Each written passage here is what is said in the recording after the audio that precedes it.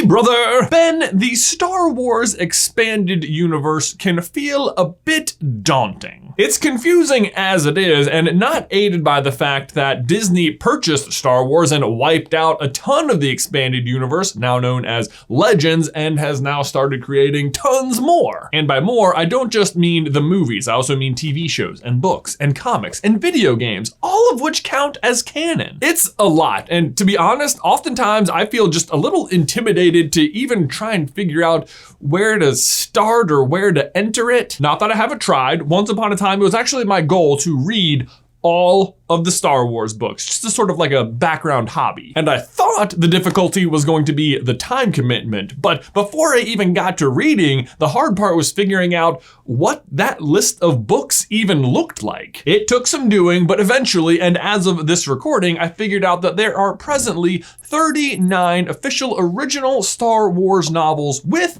3 more on the way, which is not only a huge time commitment, but also potentially a huge cost. Which got me thinking, if you wanted to enter into the Star Wars fandom today, having seen nothing and wanted to consume all of the canon Star Wars content out there, how much would that cost you? Well, today we have figured out that exact thing. The amount of time and money it would take you to consume all of the movies, TV shows, books, comics, and video games in the Star Wars universe.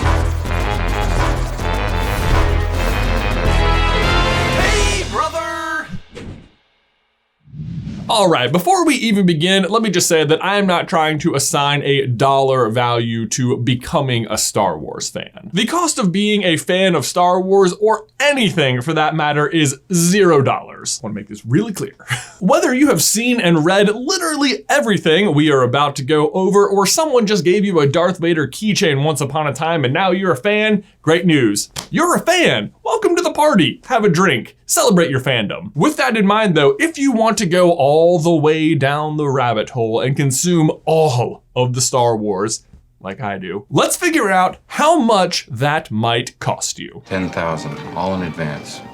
Okay, so challenge 1, as I mentioned earlier, is just figuring out everything on the list to begin with. The movies were pretty easy. You've got all of the main episodes, which are titled in order 4, 5, 6, 1, 2, 3, 7, 8, 9, plus Rogue's. Oh man, I was gonna call it Rogue Solo.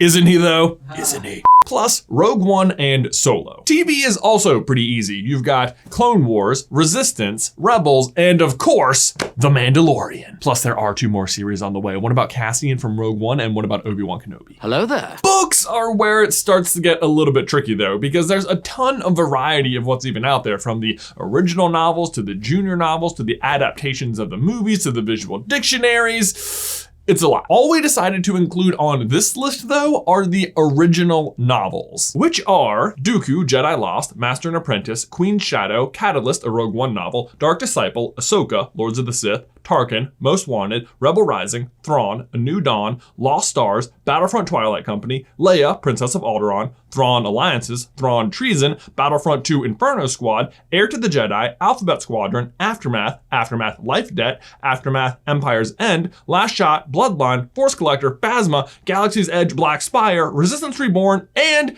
A Crash of Fate. One go.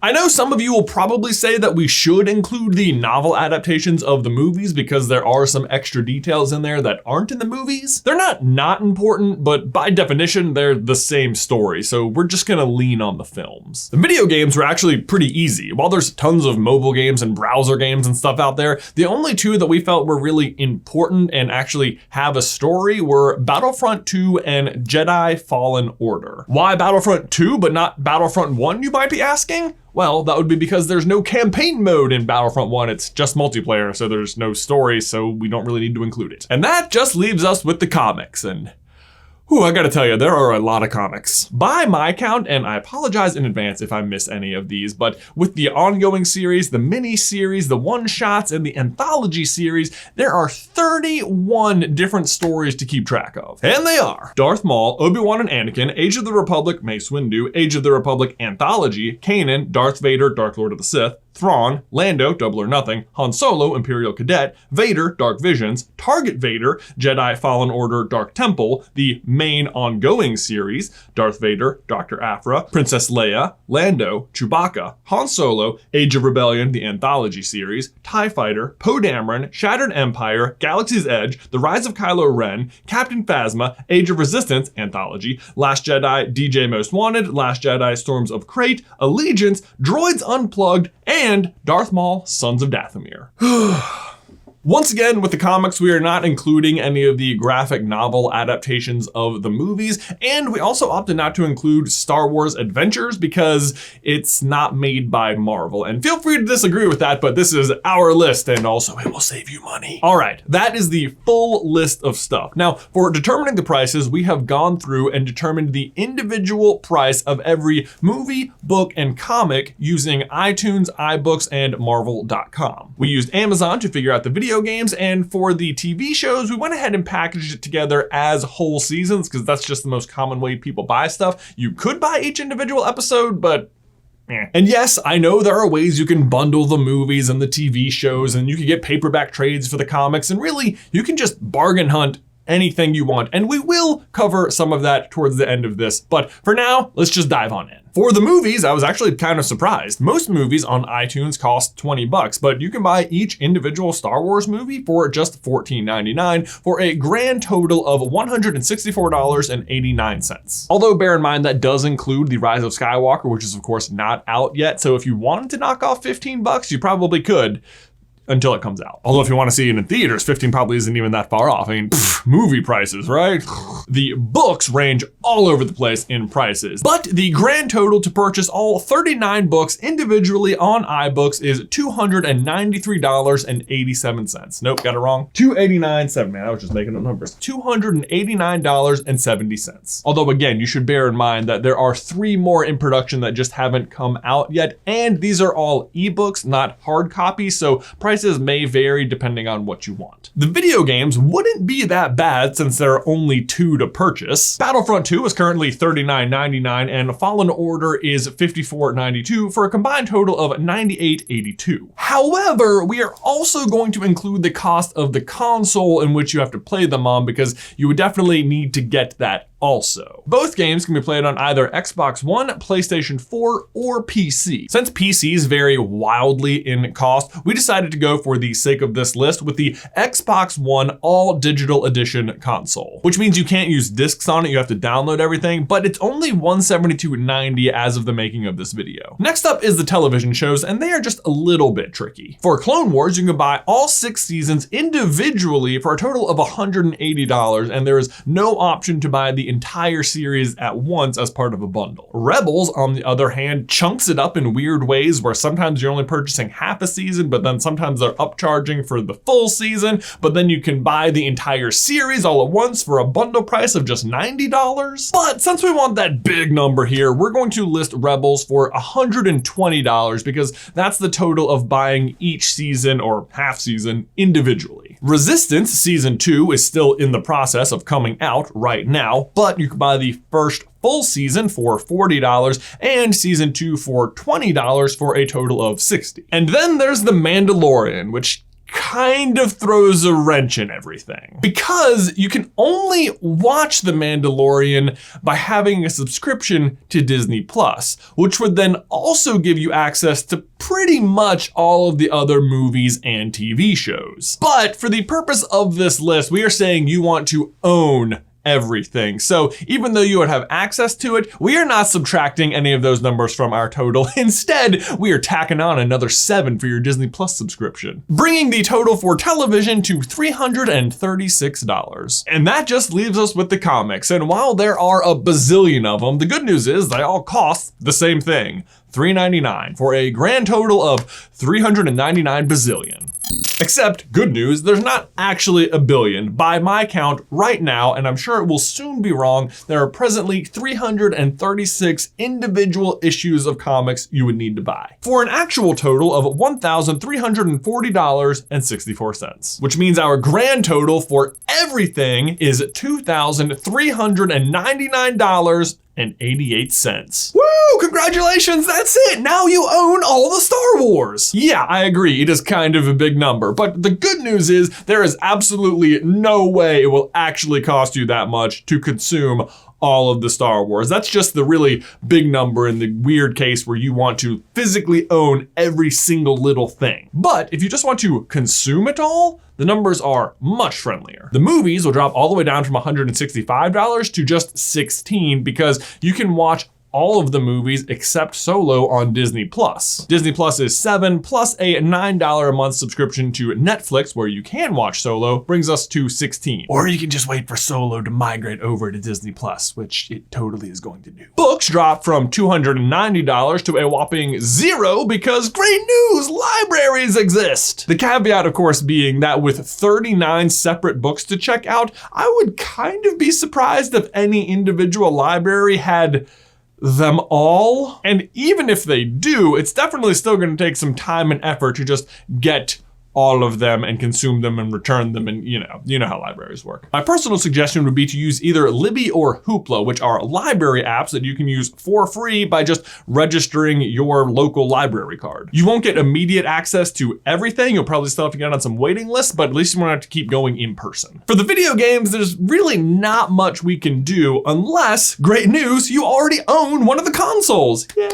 Already owning one of the consoles would definitely knock this price down a lot, as would just buying used or renting the games. But as I don't know the specific costs of those things, we can't adjust this price. So it's sticking at $337. TV, we pretty much already covered, and it would be adding $0 since Clone Wars, Rebels, Resistance, and The Mandalorian are all just available on Disney Plus, with the very minor exception of season 2 of Resistance because it's still coming out. So if you want to experience that right now, you still have to fork over the $20 on iTunes. And that brings us to the comics. Now, if you really want to own the physical copies, the good news is you can buy the paperback trades. Trades, if you don't know, are 4 to 6 comics from a single series bundled together in one paperback volume. It is a much more efficient use of your money, and if you did it for every single one of the Star Wars series, you could bring the price down from $13.40 to $915, which is not bad. I mean, it's still a lot, it's just good savings. But what you should really do is just get a subscription to Marvel Unlimited, which is $10 a month, or the more cost-effective way is the $70 annual fee. That will get you everything, all of the Star Wars comics, and pretty much all of the rest of the Marvel comics. Ever. Which means our new grand total is actually just $374. Bearing in mind that a huge chunk of that at this point is the video games and the console, and if you really just don't care about those and you want to knock those off the price, you're all the way down to $105. And if you just want to wait for Solo and Resistance to migrate over to Disney Plus, which they definitely will, you're all the way down to $77. Plus, just a whole lot of time hunting down books. And speaking of time, we also figured out how long this would take you. The combined runtime for all 11 movies is 1,500 minutes or 25 hours. Books are hard to calculate because everyone reads at different speeds, so we just went ahead and used the audio book time, and the combined time across all 39 books is 344 hours. But I mean, let's face it, you probably read faster than that, and if you're on an audiobook player, you can listen to like double speed or something. The combined estimated time to complete both of the video games is 26.5 hours. The combined runtime for all of the TV shows is 80 hours and 15 minutes. And assuming roughly a 10-minute read time per individual issue of comic, it would take you roughly 10 bazillion hours. No, I'm kidding. It's just 56 hours. Just 56. Which brings the grand total of hours to 532 hours and 24 minutes. Or just over 22 days. Whew. Better get started. But hey, the great news is you've probably seen all 11 movies, right? That knocks off 25 hours for, what is that?